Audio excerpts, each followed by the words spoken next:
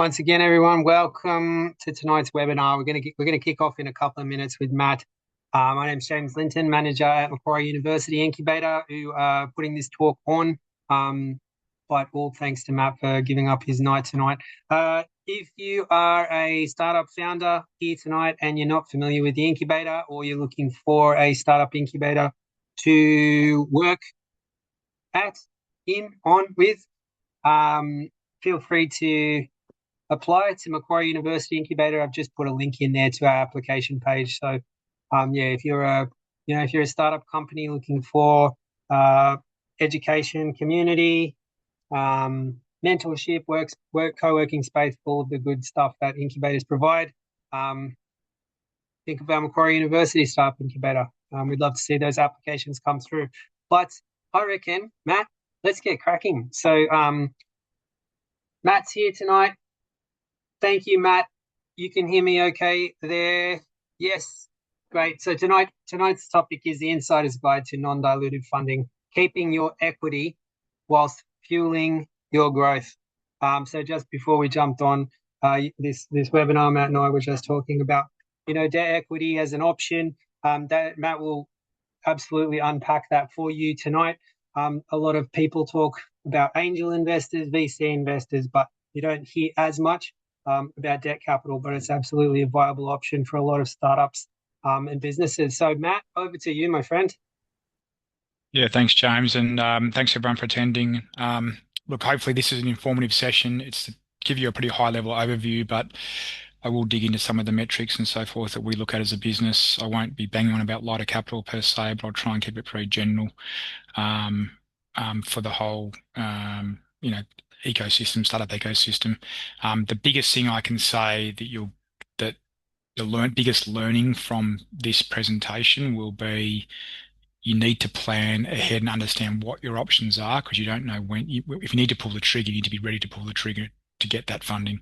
So just by doing what you're doing now and making that step to understand something, it's a big. We get too many people come to us too late when they could have come to us 3 to 4 months earlier and qualified for capital, qualified for some debt.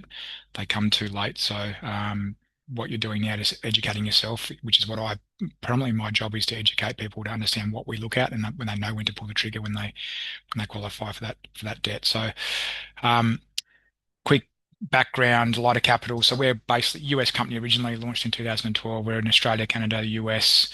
Got about 7 staff here, 15 in the US, a few in South America. Our CEO is in Australia, the top 3 or 4 staff in Australia actually. So we are reasonably Australian centric, although we've obviously been in the US for much longer time. Funded over 500 businesses, about 150 live borrowers at the moment, most in the B2B SaaS space or B2B recurring transactional revenue space.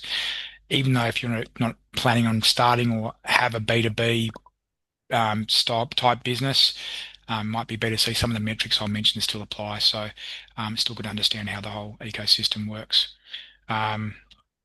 So we're talking about debt, not a non-dilutive financing, which is just another way of saying debt. We're not trying to, giving away ownership of your business. You're borrowing money and paying it back, but you need to be revenue generating to qualify for that debt. So you must have revenue to qualify for non-dilutive funding or debt. I'll talk about R&D, a bit of R&D funding later, where revenue is not necessarily needed, but that's probably not the focus of this conversation. It's more around, revenue generating businesses. So if you haven't generated revenue yet, you're pretty much your only option is, going the VC path, private investors, angels, family and friends. That's your probably main path to start with. But once you've got revenue, had revenue for a period of time, you can qualify for other forms of financing like debt. So I'm going to go through the benefits of equity versus debt. So we're trying to talk about debt tonight, but why is equity so good? Well, equity is great because you don't need revenue, but you're giving away a percentage of your business, obviously, but you don't need to have revenue. A lot of people raise money or get family and friends money before they even have a $1 of income. So that's a massive benefit of equity versus debt. You definitely usually can't get debt until you have revenue. You can get a larger check size with equity. Great. You might be able to go and raise, $2 million of equity versus getting 500 grand of debt. There's no payback on the front end. You don't pay back your equity till you exit, which is, I'll explain later, is often a much bigger payback, but you get to use all that cash up front. You don't have to pay anything back until you exit the business or sell the business. it's better for your cash flow equity. So yeah, equity's sounding great now versus debt. So this looks like I'm talking talking like the debt piece down, but equity is great for cash flow. You have to pay it back. You get some publicity often when you do a Series A or do a large seed round. You get some publicity, which can be good. Um, and it sometimes comes with some expertise. Some of the VCs or the people who fund you are domain experts in your industry, and sometimes it's a strategic equity investment. You want to get someone who's strategic and who can help you with your business and has a knowledge of industry and knowledge of the participants in your industry. So that comes with some expertise, and that's sometimes worth paying for. So we don't sit here ever in this debt space and say equity's bad, don't get equity. We're just going to be another form of funding, and often we partner with rounds, equity rounds, and there might be $1 million of equity coming in and 500 grand of debt, for example, coming into a deal. So we're not anti-equity at all. The negatives of equity: dilution of ownership, obviously giving away parts of your business. Loss of control sometimes, if you depends on who you raise through. If you're raising through a VC, for example, they might want a board seat. Um, if you're raising through family and friends initially, you've got a lot of control still, but there can be a lot of loss of control when you start raising bigger rounds and people want to sit on the board of your business and understand what the business is doing and help make decisions. Sorry, and you can be forced to spend or grow fast. When you're raising, VC money, they want you to grow super fast. So they don't want you to sit there and try things slow. They want you to put their money to work straight away, and it's basically grow fast or fail. They're happy for businesses to see if a business can succeed early on versus dragging the chain.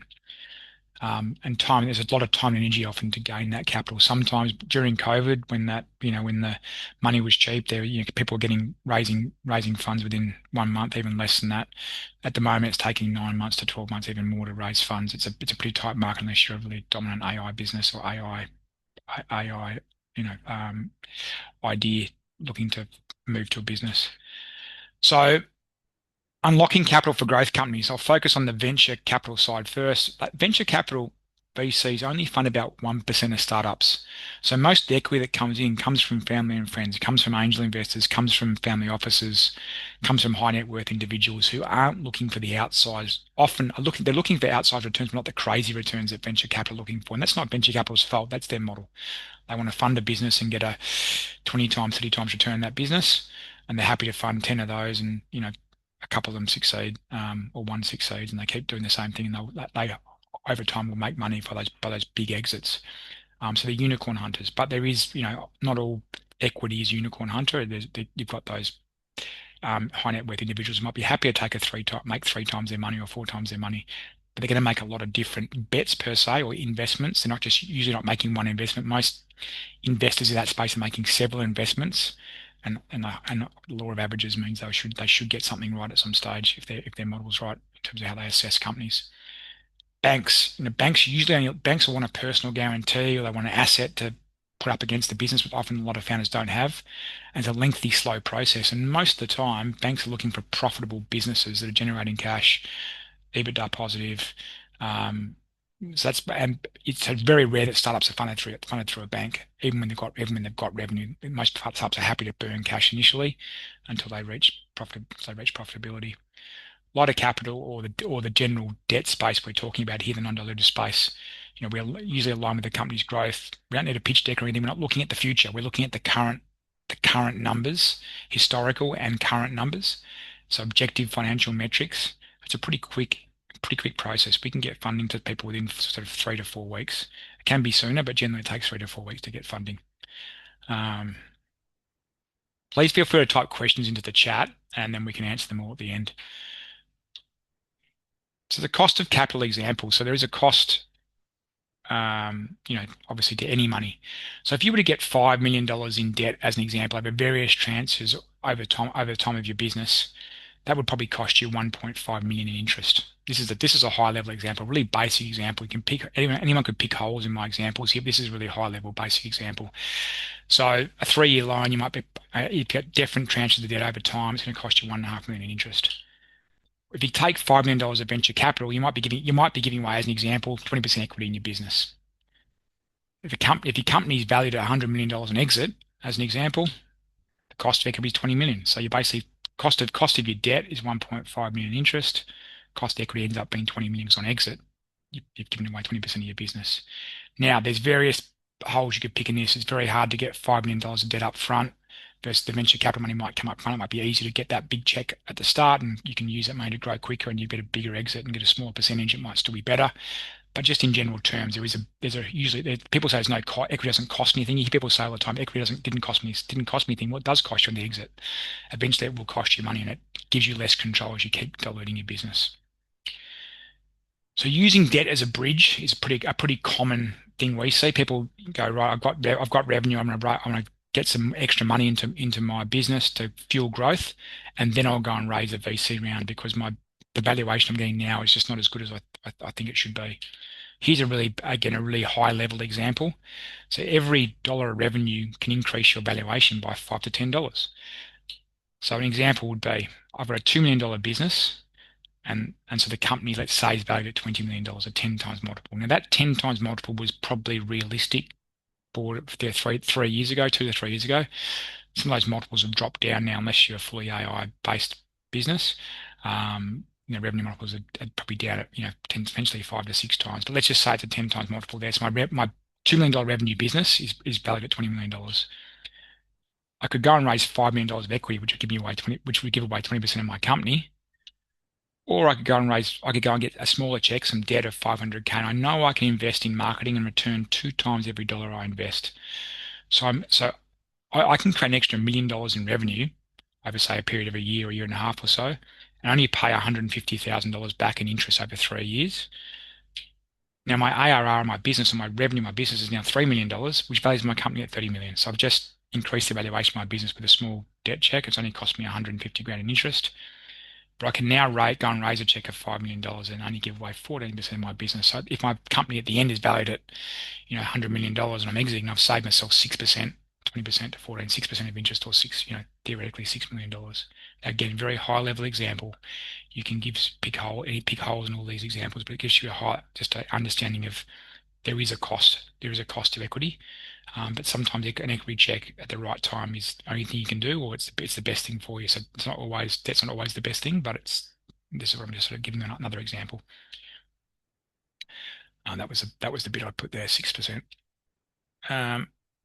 So what's it cost? So typically in this space, it costs between 18 and 25% in interest. And so we don't want to lend, or anyone in this space doesn't want to lend to a business that isn't growing reasonably fast and can invest some money into marketing and sales and get that return on investment. So I would just say be careful, when you get quoted rates. People will quote you a rate of 10% or 12%. They're usually quoting a simple interest rate or a very unusual rate. Our cost of capital as a business is in the teens. So no one should be lending to you in this space, below that mark, unless it's an individual person lending you money. So just be careful and understand exactly what the rate you're paying is, because some companies can be quite misleading. The key things with this debt is no personal or director guarantees. So if you're lending from a bank, they want a personal guarantee, they want assets to back it up.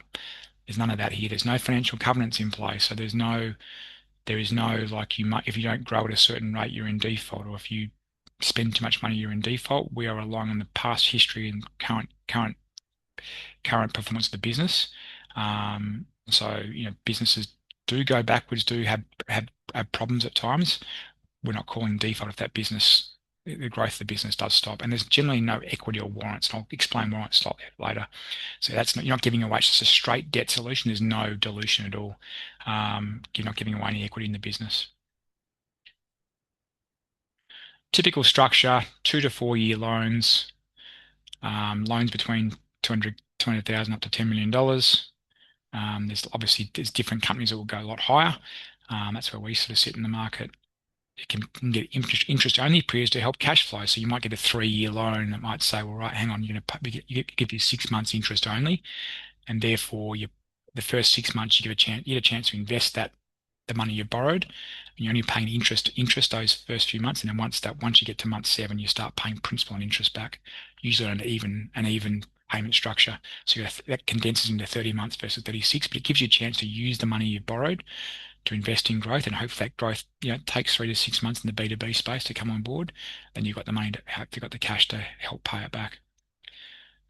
We can forward commit funds, so we can say here's 500 now, and we can give you 500 more if your revenue's at this amount, or you might want to borrow the full amount you qualify for at that time. So typically, just so you know, we will lend, or typical lend in this space is a third of your annual recurring revenue, or which is the same as 4 times your MRR. So that's a typical lend amount in this space. We can transfer funds with agreed performance hurdles, usually monthly equal payments, money within 3 to 4 weeks, as we said. So what's the key metrics Lighter Capital looks at? And any business, any sort of debt provider in this space will look at. This is probably the most important thing, and I can't stress enough obviously I said congratulations on being here in the first place. This is like you educating yourself on what companies like us look for when lending money. But if you can have your house in order around some of these metrics, so they're very easy to display and explain and visually see, it makes the decision and makes the bias positive for you, and makes the decision for someone like us so much easier and quicker, and you know where you stand. So we're funding revenue generating businesses, and we're saying that the MRR must be 15k or more average over the last 3 months. So 180k ARR business, or 200k ish ARR business, but 15k or more average MRR over the last 3 months. That's the low end. Obviously, we're funding businesses a lot larger than that. Our average check size is sort of 600 to 700 grand. We lend 4 times MRR, which is a third of your annual recurring revenue. So you want to understand what your the MRR to total revenue is as a percentage. So sometimes people have consulting revenue, they have one-off revenue, we have implementation revenue. There's various forms of different revenue you've got. Being able to split those different revenue streams out and make it very visual. It should be in your financials anyway, but if all your money's grouped into one line item in your financials, try and start splitting that out and making sure it's really easy to understand what products are earning you what money and when. So we're generally lending to businesses which have a high percentage of their revenue being their recurring revenue, and there might be 10%, 20% might be consulting or implementation revenue, or one-off revenue, project revenue. But typically, it's that high recurring revenue we're looking at.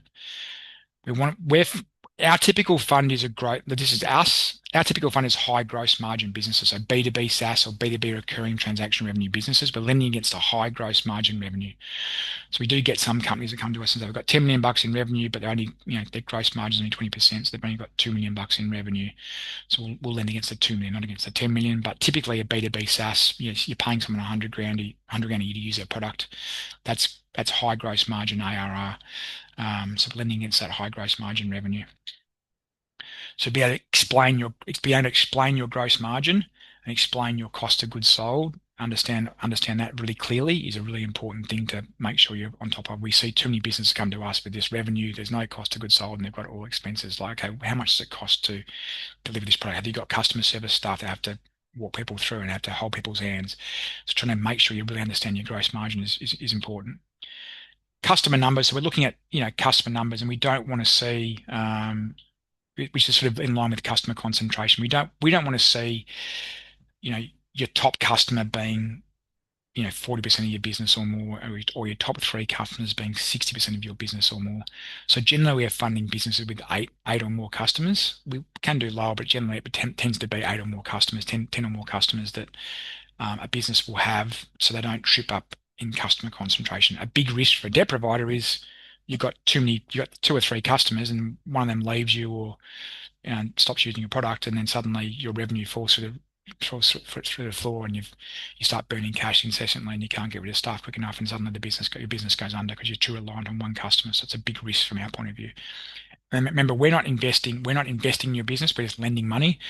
What we want you to do is pay us back with the interest, whereas a VC wants you to make your business grow fast. They're happy for some business to fall over. We're not. We look at churn. So we're focusing on, there's obviously various different churn metrics. So make sure you have your churn metrics, make sure you can explain and display your churn metrics. But typically we churn at those that understand churn. If I had 100 customers at the start of this year, at the start of next year, of those 100 customers I had, let's say 20 had left, then my churn in a roundabout way is 20%. Now let's say that's customer churn or logo churn. Revenue churn, if those same 100 customers made me $1 million in revenue, But of the 20 that left, that was 100 grand in revenue. The 20 that left, then my revenue churn's 10%. So often we see with businesses in this space, their customer churn can be quite high, but it's their revenue churn a bit lower as a percentage because they've it's those businesses which are committed to their bigger customers are committed to their product, are using it more. Their smaller customers who are not paying them as much tend to churn, and that sort of can create a situation where your customer churn can be quite high and your revenue churn quite low. There's no number there we look at from a churn point of view, which is there's lots of subjective churn around. You might have a big customer that leaves and they got bought out by someone that person who bought them is using a different product which is a competitor to yours. So there's various reasons why churn can be high, but churn is something we do look at. So be able to explain your churn. We look at year-on-year growth. That's a big thing. We only fund growing business. We're not funding business which are flat year on year. We need to fund growing businesses. The smaller the business is, the bigger the growth we need. If we're looking at a $500,000 business, we want that to be growing pretty quickly to be able to fund it, as in probably more than 50, 60%. If we're funding a $2 million business or a $3 million business, maybe 20%, 30% growth is okay.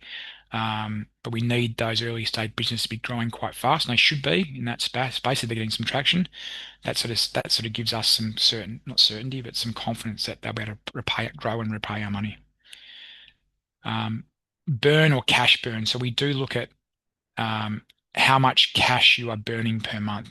It's again really important to be able to say, if someone asks you the question, how much cash are you burning per month? What's your net cash burn? Because the profit and loss can look a lot different to the actual cash position of the business. So you need to be able to understand how much you're burning from an operational level. Saying when we get people who tell us I'm not burning anything at all, but they're just getting people giving them money each month, investing money each month in the business. So then there's no cash leaving. There's the cash position of the business stays the same, but they actually are burning cash. Operationally, they're burning cash. They're raising equity each month to sort of prop them up or lending them, or the founders putting money into the business each month. So we need to know your cash burn, and that sort of comes into, our cash on hand and runway. So we need to know your cash burn, what's your cash on hand, and that therefore runway. And I should go through a runway example in a second. So runway is a really important thing we look at. We want to see you've got 12 months or more of runway on a really basic example. Now, if you give a typical founder who's got $1 million in the bank, with our money coming in, say they have $1 million and they've got $100,000 in monthly burn, they might say, I'm going to grow fast, I'm taking all my expenses the same, I'm growing really fast. I've got 20 months of runway there. Well, we don't care about what's growing. We just want to get the starting point is got $1 million, you're burning 100K a month, you've got 10 months runway. So we look at that as a starting point for us. So again, who do we fund? We're funding growth or growing companies, minimum revenue 200K of ARR, typically looking at higher gross margin businesses, which is typically a B2B SaaS or B2B recurring transactional revenue businesses. We want runway of 4 to 6 months with your own money, but becomes 12 months with our funds. We want churn to be low and customer concentration, minimum of 8 to 10 customers. We typically see there's more than 10 customers with businesses we fund. Let's make sure I didn't go through a section. I didn't. Here's a runway example now. So I'll go through this bit slowly. So cash on hand is I've got a business with $100,000 in cash. My MRR is 50K, so a lot of capital, or my ARR would be 12 times that, so 600K. So a lot of capital lends 4 times MRR or a third of your ARR. So a lot of capital lend you 200K. So in total, you've now got your 100K plus the MRR of 2, plus our money of 200. So you've got 300K in total cash. If the cash burn in the business is 25K per month, you've got circa 12 months of runway. So you've got 300K divided by 25K. That's a starting point for us. We want to be able to lend you money. And that would be if that business came to us now with a 50K, that'd be growing very quickly. And we'd go, yeah, we're still happy, even though you're burning cash, we're still happy to lend you money because you're growing at 50, 60%, maybe even more. And we know you can invest that money into growth. You've got 20, 30 customers maybe there. You can invest into growth in your marketing engine and get return on investment quite quickly. And you can get to a position where you're in control of your destiny. So that's a sort of we want to see 12 months runway. That why 12 months? It's just we want you to invest the money into growth and marketing, so sales and marketing. But if that growth initiative does not work, you've still got time, hopefully, to pivot, get rid of a couple of staff, and maybe become a sustainable business again till you reset and be able to afford to pass back. if you have 4 to 6 months of runway, you can be throwing a Hail Mary trying to get things to work in the marketing space and sales space. It doesn't work and you've got no cash left and the business folds. Um, so what is a warrant? A warrant, we don't typically do warrants we do some on very, very big deals, but on the smaller deals, we don't typically do a warrant. No one really does on the smaller deals. So a warrant is just giving away a piece of your business and you get nothing for it. But basically it's the option for the provider to buy shares in your company at an agreed price. Usually around for 7 years they can buy it, or a discount to a valuation, a liquidity event. So basically it's saying we'll lend you money, we'll give you a slightly lower interest rate because we want to get 1% of your business or 2% of your business. And in that 7 year period, we can pay you some money to get to exercise those options, and then we own part of your business. It's usually a 1, 2% or 3% equity stake in the business, and you get a slightly reduced rate. There's often no option but to accept warrants in a debt offering if your business is not in that good a standing. If your business is going really well, then you can probably choose where you sit.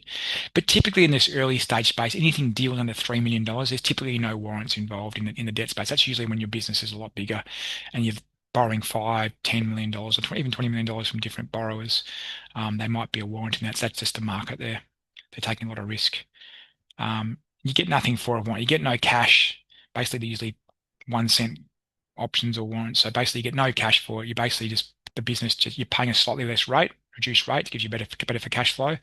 And then if we had a warrant on your business, we'd exercise if we thought the business was going well, and then we have a small ownership in your business, and we get some upside sharing that profitability. So quickly talk about R&D financing. So R&D financing is a great way to forward fund your expected R&D rebate to bring forward your cash flow. And typically, if you've got $1 million of R&D spend in a business, you're probably going to get back 42 cents on the dollar, I believe it is. So you're probably looking at 420 grand coming back, in August or September once you've submitted your financials. But if you want to finance that through a R&D finance before that, you can actually go and get finance up to 80% of that amount to bring forward some of your cash flow. And once the R&D rebate comes in, what you owe that financer goes to them, and anything excess comes back to you. So that's just another way of non-dilutive financing. You sort of sitting there going, I can't get a loan through a lot of capital or the like. I've got an R&D rebate coming in 5 months' time. What can I bring forward some cash flow to try and to keep my business moving, keep this marketing engine going, because we're doing some good stuff, or just keep the lights on sometimes. So I'm nearly finished. Here's some quick examples of some companies we've funded. There's a big scaling tech company we just done the tranche to as well. That's actually much more than 3 million now. There's some businesses here you can see. Some are bootstrapped, some had raised some equity rounds, but generally they've used us as either a bridge. Factor House used us as a bridge. They've raised from Blackbird recently. Style Arcade, same thing, used us as a bridge and they raised some equity. Checkbox had some equity, used us as a secondary bridge and then raised another massive round. They're very successful. And ProSpend's a great story. She just grew just with non-dilutive funding with 4 rounds from us. And had a very big exit in October last year, and she owned 100% of her business. So, amazing success story. But that's pretty much a really high level summary of how the space works. I know that's sort of jammed into sort of 30 minutes, but please ask any questions in the chat. Don't be afraid. There's no dumb questions. We got Please. one here, Yeah. Matt, from Dane. Yep. So Dane asked regarding number of customers, particularly for large-scale B2B clients, do you have different assessment metrics for different industries, e.g. resource sector versus a more consumer-focused market?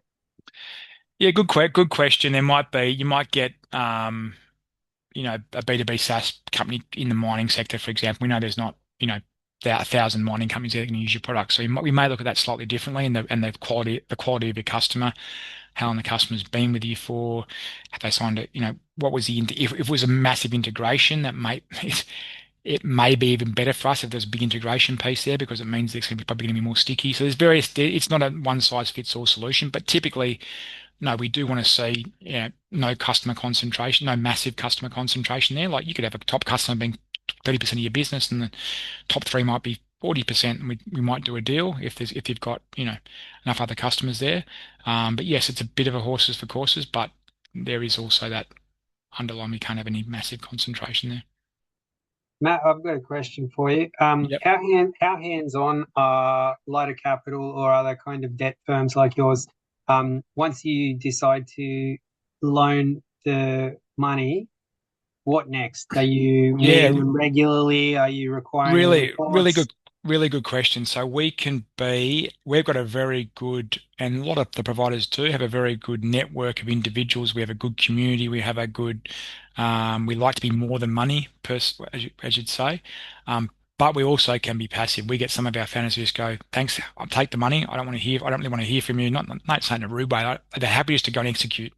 They don't need us to help. They've got their advisors. They've got people who are there. But if they want to, we have founders that love to lean into our ecosystem, love to talk to other founders, love to be introduced to VCs. So there is other benefits there. They want to get to the US. We've got obviously a very good US footprint. We can help them with advisors in the US. So we're incentivized to help. The quicker they can grow and the quicker they can get moving, the more likely they are to come back to us and borrow more money. Most borrowers would borrow, 2.1 times, I think the average is. So we have people borrowing 7 times, one time obviously, but the average is about 2 times. So we want to help if we can, and we have people in place, partners. We have an ecosystem um, lady here. We have one in the US as well. We've got various amounts of people that can help, but we also are passive. So we do want to see your financials every month. We need to know that how the business is performing. Um, but it's your call of how much you lean in. Thanks, Matt. All right, everyone. This is your last chance to ask any There's one more questions. here. I can see one here. Can you Oh, yeah. explain further about valuation? Is the bank valuation, owner valuation, or court valuation saying company has hard asset building that? How did the valuation work between VC and bank? Um, the valuation is usually around in this space is usually just around revenue.